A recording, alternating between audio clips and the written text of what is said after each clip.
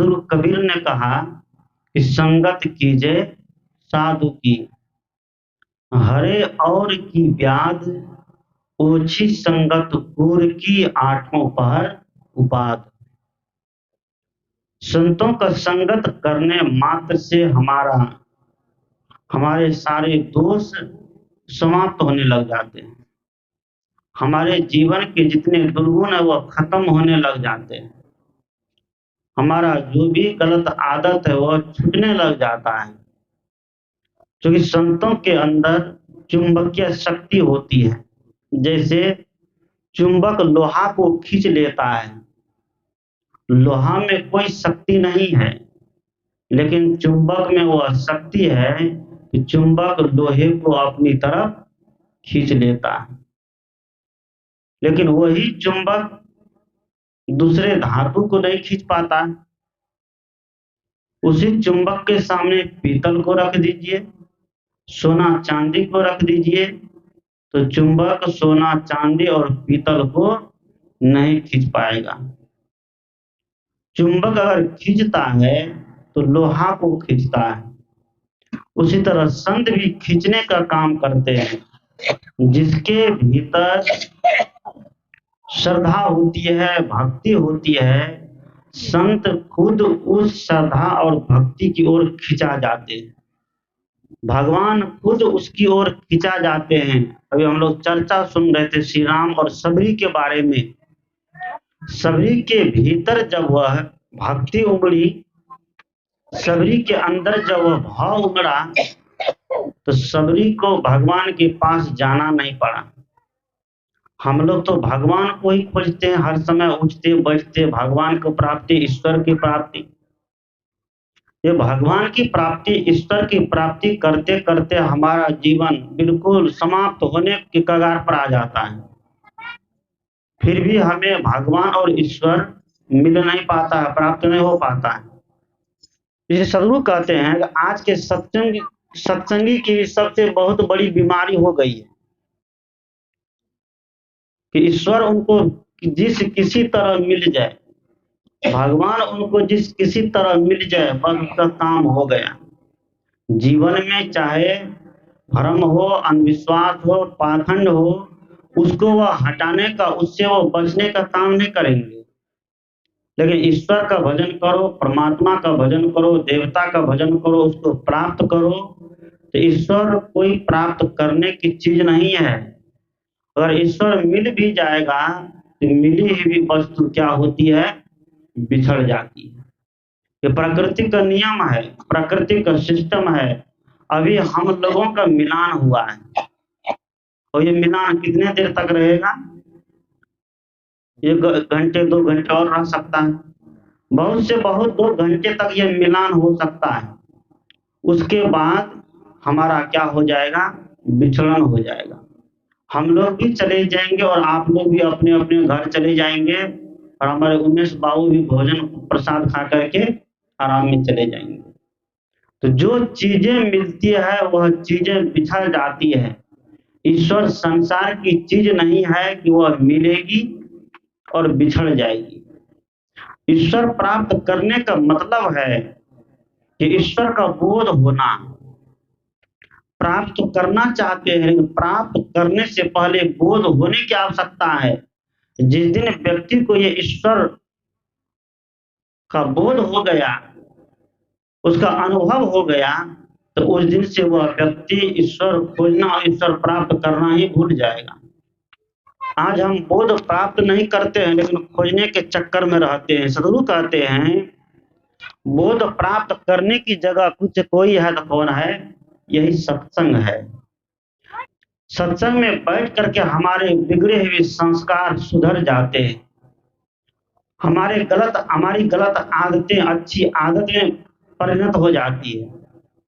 हमारे गलत खान पान सुंदर खान पान में बदल जाते हैं। इसलिए सदगुरु कहते हैं कि सत्संग प्रत्येक व्यक्ति के जीवन में उद्घाटित होना चाहिए, घटित होना चाहिए। मैं कई बार कहता हूं कि आज सत्संग मंच और पंडाल तक रह गया है, रहा है ना। सत्संग मंच और पंडाल तक परिपाटी बन गई है, नियम बन गया है।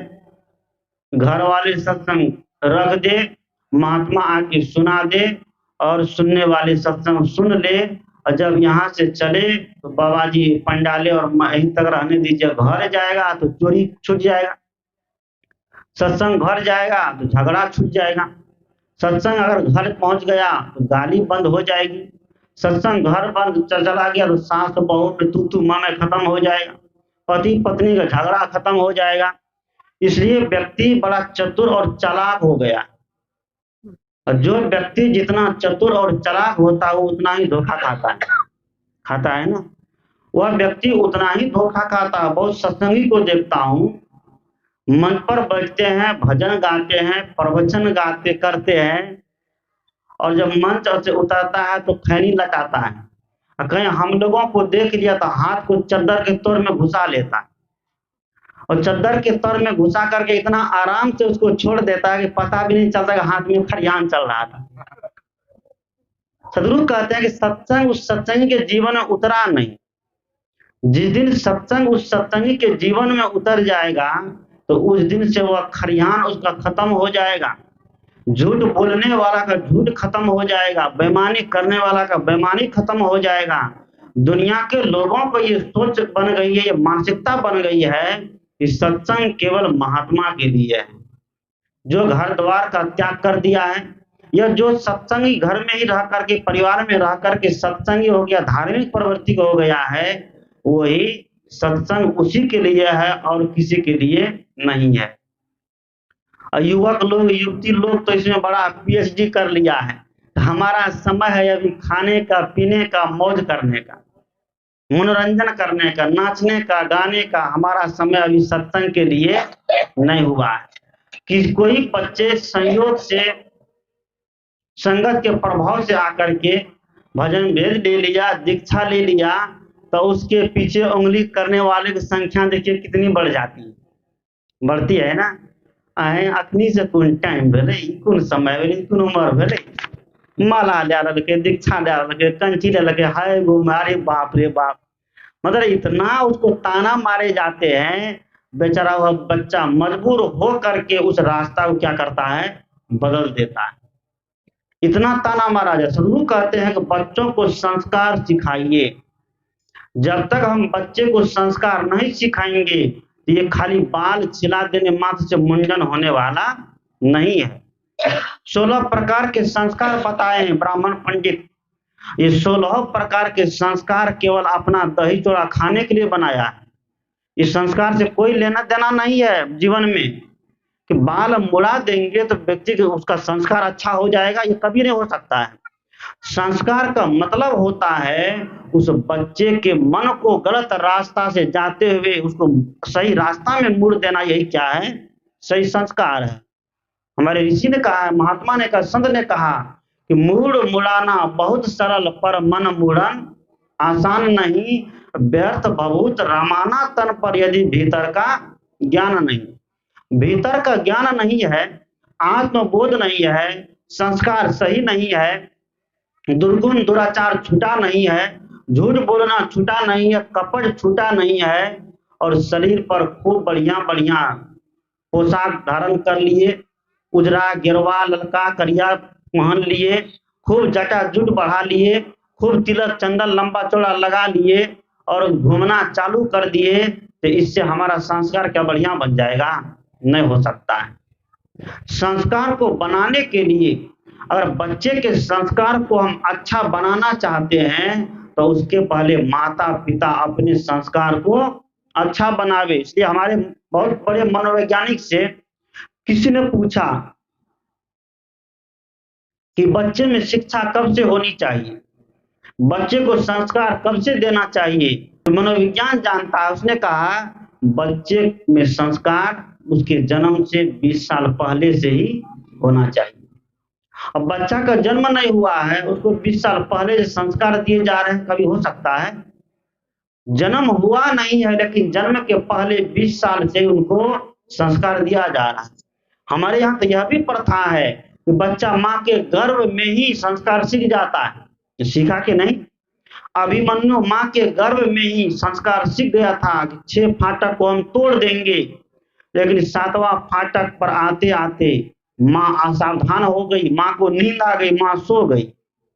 माँ जब सो गई तो गर्भस्थ शिशु भी माँ के साथ सो जाता है। माँ जब भोजन लेती है तो गर्भस्थ शिशु भी कोई भोजन मिलता है। माँ जब सांस लेती है तो गर्भ में पलने वाले बच्चे को भी सांस लिया जाता है। माँ हंसते हैं, बोलते हैं, मनोरंजन करते हैं, टीवी देखते हैं, मोबाइल देखते हैं, तो गर्भ में पलने वाला शिशु भी देखता है। और माँ गलत चीज देखेगी टीवी में, मोबाइल में, तो बच्चे का संस्कार क्या हो जाएगा? बढ़िया हो जाएगा? नहीं होगा।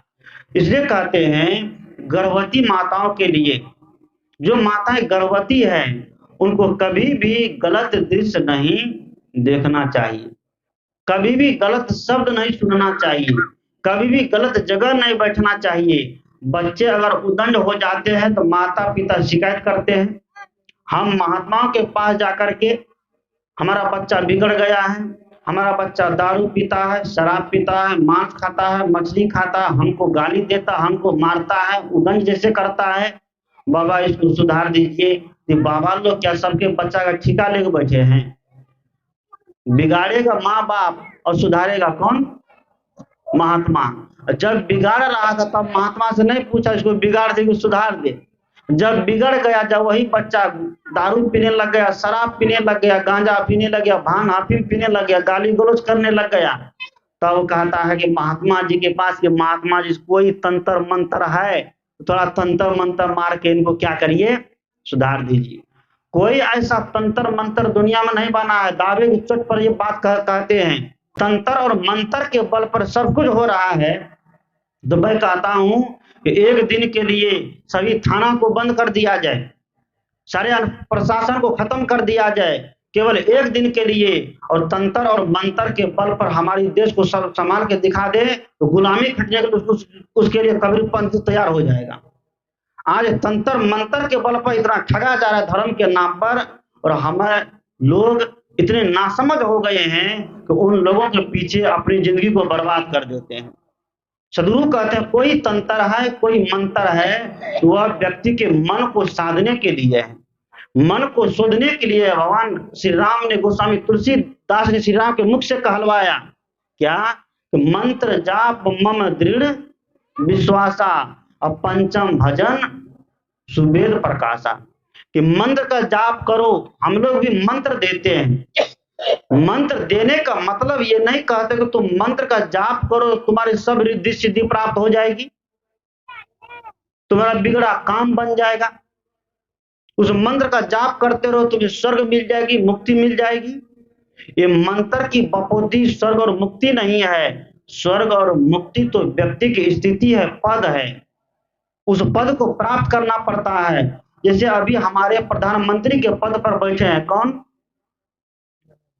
नरेंद्र मोदी जी। उसके पहले वो कौन थे? गुजरात के मुख्यमंत्री थे। उसके पहले वो कौन थे? चाय बेचने वाले थे। जब वो चाय बेचते थे उसको चाय वाला कहते थे। जब वो मुख्यमंत्री बन गए तो उसको क्या कहा गया? मुख्यमंत्री कहा गया। आज वो प्रधानमंत्री है तो प्रधानमंत्री कहते हैं। मान लीजिए भविष्य में ऐसा हो जाए तो प्रधानमंत्री के पद से इस्तीफा दे दे तो उसको क्या कहेंगे? भूतपूर्व प्रधानमंत्री नहीं कहा जाएगा, उसको भूतपूर्व प्रधानमंत्री कहा जाएगा। तो वह एक पद है। तो मुक्ति भी, मोक्ष भी एक पद है जिसको हासिल किया जाता है साधना के माध्यम से, ध्यान के माध्यम से, गुरु भक्ति के माध्यम से। जब तक जीवन में साधना, ध्यान, गुरु भक्ति नहीं आएगी तो तब तक मुक्ति को हम प्राप्त नहीं कर सकते। तो मैंने कहा कि संस्कारों की जननी अगर जनक कोई है तो कौन है? सत्संग है। एक माता पिता सत्संगी थे। जब इस संस्कार की चर्चा हो रही है, मुंडन की बात हो रही है, तो माता पिता सत्संगी थे और माता पिता के गले में माला। आज कुछ सत्संगी कहने लग गया माला ताला पहनने से कुछ नहीं होता, फेंक दो। और बहुत ऐसे कबीरपंथी का माला उतार दिया जा रहा। अभी भी ऐसे ऐसे शख्स हमारे देश में है, जिस कबीरपंथी के गले में माला, उसको कहते तुम उतार दो, माला पहनने से कुछ नहीं होता है। संत ने कहा कि बड़ी सुंदर बात कही है कि कंठी तो है काठ का कर्म छुड़ावे कठोर, और जिसके गले में कंठी नहीं वह पार ब्रह्म का चोर। जिसके गले में कंठी ने सब चोरवा है, वो ये मत समझे वो सत्संगी है, चोरा रहा है सबकी बात को, और सबकी बात को चोरा चोरा करके अपना लेबल लगाता है। सदगुरु कहते हैं कि जिसके गले में कंठी नहीं वह पार ब्रह्म का चोर। तो माता पिता थे सत्संगी, पहनते थे माला गला में, अब बैठे थे साधना करने के लिए, ध्यान करने के लिए, चिंतन करने के लिए बैठते थे रोज। बैठ नीत एकांत में निरखे प्रवृत्ति विलास को, और दृष्टा में चेतन भिन्न, ऐसा यत्न करना चाहिए कि एकांत में बैठ करके दृष्टा दृश्य का चिंतन करिए। दृष्टा कौन है? तो दृष्टा ये देखने वाला, वो कौन है? ये आत्मा जीव, जिसको हम रूह भगवान कहते हैं, जिसको हम ईश्वर कहते हैं, जिसको हम परमात्मा कहते हैं, जिसको हम ब्रह्म कहते हैं, जिसको हम खुदा कहते हैं, जिसको हम गॉड कहते हैं, है वही चीज, लेकिन नाम क्या क्या है? अलग अलग है। जो जिस भाषा में समझा उस भाषा में नाम रख दिया। जो इंग्लिश समझा तो उसको गॉड कह दिया, जो हिंदी समझा उसको ईश्वर कह दिया, जो संस्कृत समझा उसको ब्रह्म कह दिया। है एक ही वही चीज, लेकिन नाम अलग अलग रख देने से, अलग अलग व्यक्ति के हाथ में जाने से उसका नाम क्या हो गया? अलग अलग हो गया। जैसे हमारी माताएं गहना पहनती है, कबीर साहब ने कहा कि भाई रे दुई जगदीश कहां से आया, कहू कौने बोराया, अल्लाह राम करीमा के सब हरि हजरत नाम धराया, गहना एक कनकते गहना या में भावना दूजा। गहना एक ही कनक के हैं, वही सोना हो सकता है, चांदी हो सकते हैं, हीरे मोती जवाहरात हो सकते हैं ना। लेकिन कान में पहन लिया तो क्या हो गया? बाली या झुमका। नाक में पहन लिए तो नकमुन्नी या नथिया, हाथ में पहन लिए तो कंगन या चूड़ी, और पैर में पहन लिए तो पायल, कमर में पहन लिए तो करधनी। लेकिन है एक ही चीज, मूल रूप में क्या है? या तो सोना, या तो चांदी, या तो हीरा, या तो मोती, या तो जवाहरात, कुछ भी है। लेकिन अंग में, जगह जगह अंग में उसका धारण करने से उसका नाम क्या हो गया? बदल गया। ठीक उसी तरह भगवान का स्वरूप एक ही है, परमात्मा का स्वरूप एक ही है, ईश्वर का स्वरूप एक ही है। वो कौन है? वो आत्मा है। ये आत्मा के अलावा कहीं ईश्वर नहीं है। अब बाहर जो ईश्वर खोजते हैं, बाहर प्रकृति के नियम है, जड़ प्रकृति के अपने नियम। इसलिए हमारे वेद के ऋषि ने बारंबार वेद में ये पांचों तत्व को ईश्वर मान करके उसकी आराधना किए, उसकी उपासना किए हैं। पांचों तत्व को ईश्वर माना, सूरज को ईश्वर माना, हवा को ईश्वर माना, आग को ईश्वर माना, पानी को ईश्वर माना। इसको ईश्वर मान करके उसकी आराधना की। इसलिए किए हमारे वैदिक ऋषि उस समय में उतना आध्यात्म तक नहीं पहुंचे हुए थे, क्योंकि हमारे वेद का मंत्र जब भी बने हैं तो धीरे धीरे बने, एक ही बार नहीं बना है। और यहाँ हम लोग कहते हैं कि वेद ईश्वर का बनाया हुआ है, भगवान का बनाया हुआ है। इसलिए वेद की एक भी बात गलत नहीं हो सकती है। आप वेद को पढ़िए गंभीरता पूर्वक। वेद में भी बहुत ऐसी बातें हैं जो अब मानने के लायक नहीं है। इसलिए हमारे पंडित लोग कहते हैं कि कलयुग में वह चलने वाला नहीं है। आज हमारे संविधान का कितना बार संशोधन हो चुका है, आजादी के बाद हुआ है ना, संशोधन होते रहता है। जो गलत चीज है उसको बदल दिया जाता है। तो हमारे आज आध्यात्मिक ग्रंथ का भी संशोधन होने लग गया है। तो संशोधन के निष्कर्ष पर आज संत महात्मा ज्ञान कांड चलाया है। तो धर्म ग्रंथ में जितने कर्म कांड है उस कर्म कांड को बंद करके अब ज्ञान कांड का रास्ता हमारे निर्गुणी संत ने चलाया। निर्गुणी परंपरा के सबसे श्रेष्ठ संत, संत मत में श्रेष्ठ संत सदगुरु कबीर, जिसने संत मत को चलाया। सदगुरु कबीर का क्षेत्र इतना विशाल हो गया कि उनके नाम से अलग पंथ बन गया, जिसको कहा गया क्या? कबीर पंथ। उनका क्षेत्र इतना विशाल हो गया, उनके विचार इतने उच्च हो गए, उनके व्यक्तिगत पंथ बन गया। कबीर देव कभी किसी का मत पंथ नहीं बनाया। क्योंकि मत पंथ बना करके व्यक्ति केवल आज झगड़ा लड़ाई करने का काम कर रहा है, खटकर्म करता है।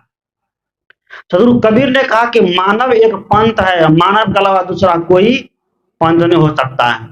मनुष्य जब तक जीवन दुनिया में है तब तक दुनिया में सब कुछ होगा, और जिस दिन मनुष्य नहीं रहेगा तो उस दिन दुनिया में कुछ भी नहीं होगा। मानव को हटा लीजिए तो शिव जी को कौन पूजा करेगा, शिवलिंगी कौन बनाएगा? मिस्त्री को मत बुला कर लाइए, सीमेंट ईटा पत्थर गिट्टी छड़ मत लाइए, तो कौन शिवलिंगी को बनाएगा? कौन उसमें आंख निकालेगा, कौन उसमें चित्र निकालेगा शंकर जी का? अपने निकल सकता है? नहीं निकलेगा। आज तो कहते हैं कि जगह जगह शंकर जी उत्पन्न लेते हैं। कहीं एक तो पत्थर मिल गया तो मनुष्य की बुद्धि देखिए, उस पत्थर को ही भगवान मान लेता है। एक पत्थर कहीं मिल जाए गोल मोल, नदी में चलते चलते पत्थर रगड़ते रगड़ते अपने गोल बन जाता है। गोल पत्थर बन गया तो वही अब शंकर जी हो गया। और शंकर जी के ऊपर दूध डालो, बेलपत्तर डालो।